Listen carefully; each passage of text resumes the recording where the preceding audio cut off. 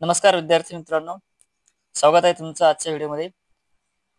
एका संख्येला 12ने गुणण्याऐवजी चुकून 18ने गुणले तर गुणाकार मूळ गुणाकाराहून 54ने अधिक येतो। तर यासाठी एक सूत्र आहे, जो गुणाकार अधिकचा येतो म्हणजे अधिकचा आलेला गुणाकार आणि त्याला डिवाइड करायचं या गुणकातील फरकाने। म्हणजे जो जास्तीचा आलेला गुणाकार आहे त्याला गुणकातील फरक याने भागायचा आहे। तर अधिकचा आलेला गुणाकार तो किती आहे? 54 आणि गुणकातील फरक म्हणजे 12 आणि 18 यांच्यामधील फरक घ्यायचा आपल्याला। तर 18 वजा 12 म्हणजेच 54 भागेला 18तून 12 गेले 6 आणि 6ने 54ला भाग दिला 9, तर ती संख्या येते 9। पर्याय क्रमांक 1। बघूया पुढील प्रश्न। 3 मीटर बाजू असलेल्या घनाकृती टाकीत 7000 लिटर पाणी भरलेले आहे।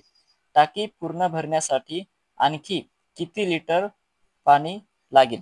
तर आपल्याला या ठिकाणी अगोदर टाकीचे घनफळ काढावे लागेल। आणि टाकीचे घनफळ म्हणजेच काय, तर बाजूचा घन। सुरुवातीला येथे टाकीचे घनफळ आपल्याला काढावे लागेल। टाकीचे घनफळ म्हणजेच काय, तर बाजूचा घन। आणि आपल्याला हे जे मीटर मध्ये दिलं त्या मीटरला सेंटीमीटर मध्ये कन्वर्ट करावं लागेल। म्हणजेच 3 मीटर, ठीक आहे, 3 मीटर म्हणजेच 300 सेंटीमीटर, कारण 1 मीटर म्हणजेच 100 सेंटीमीटर। आता आपल्याला बाजू कोणती घ्यायची, ही सेंटीमीटर मधली। मग इथे 300चा घन येईल। 300 घन म्हणजे 300चा गुणाकार 3 वेळा, 300 गुणेला 300 गुणेला 300। आता याचा गुणाकार करणं सोपं आहे मित्रांनो। अगोदर संख्यांचा गुणाकार करा। 3 गुणेला 3 9 गुणेला 3 27 आणि एकूण शून्य किती आहेत? ते 2 4 आणि 2 6,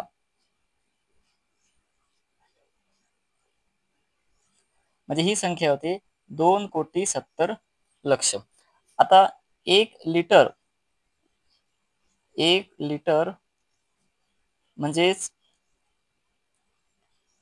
1000 मिलीलिटर। मग आपल्याला याला हे जे आहे हे काय दर्शवते, तर एवढे लिटर पाणी एकूण टाकीमध्ये बसते। हे झालं एकूण बसणारं पाणी। याला आपल्याला लिटर मध्ये करायचं असेल तर 1 लिटर बरोबर 1000 मिलीलिटर। मग या संख्येला, आलेल्या संख्येला 1000 ने भाग द्या। आता हे 3 शून्य आणि 3 शून्य कॅन्सल होतील, इथे राहील 27,000। म्हणजे टाकीमध्ये एकूण पाणी किती मावेल? 27,000। आता सध्या टाकीमध्ये पाणी किती आहे? 7,000 लिटर पाणी आहे। मग आपल्याला एकूण पाणी बसते 27,000 आणि सध्या टाकीमध्ये असलेलं पाणी आहे 7,000। हे 27 म्हणून 7,000 मायनस केले तर 20,000, म्हणजे आणखी पाणी किती लागेल आपल्याला? 20,000 लिटर। अगोदर आपण काय केलं, टाकीची एकूण क्षमता काढली, ती आहे 27,000 लिटर। त्या टाकीमध्ये एकूण 27,000 लिटर पाणी मावते। हे आपण टाकीचे घनफळ काढले। टाकीचे घनफळ म्हणजे बाजूचा घन, त्यासाठी मीटरला सेंटीमीटर मध्ये रूपांतरित केलं आणि 1 लिटर म्हणजेच 1000 मिलीलिटर याने आपल्याला या आलेल्या संख्येला भाग दिला। तर एकूण लिटर म्हणजे 27,000 लिटर पाणी मावेल आणि त्यामध्ये सध्या आहे 7,000 लिटर, ती संख्या वजा केली तर आणखी किती पाणी लागेल? आणखी पाणी लागणार आहे 20,000 लिटर। बघूया पुढील प्रश्न। एका संख्येचा 1/5 भाग बरोबर 15 आहे, तर त्या संख्येचा 2/3 भाग किती? या प्रकारचा प्रश्न आपण अगोदर या आधीच्या व्हिडिओमध्ये पाहिलेला आहे। तर एका संख्येचा म्हणजेच x घ्या, चा म्हणजे गुणाकार, 1/5 भाग बरोबर किती आहे? 15। आता हे 5 या 15ला भागाकारामध्ये गुणाकारामध्ये जातील, कारण हे 5 x ला भागाकारामध्ये आहेत, म्हणून 15 गुणिला 5 भागिला 1। आता छेदामध्ये 1 आहे, यामुळे वरच्या संख्येमध्ये काही फरक पडणार नाही। तर ही संख्या किती येणार? 15 गुणिला 5 बरोबर 75. आता ही ती संख्या लिहिली. आता त्या संख्येचा म्हणजे या 75चा 2/3 भाग. तर 3ने याला भाग जातो, कारण 3ची कसोटी 7 अधिक 5 12. म्हणजे संख्येतील अंकांच्या बेरजेला जर 3ने भाग जात असेल तर त्या संख्येला सुद्धा 3ने भाग जातो.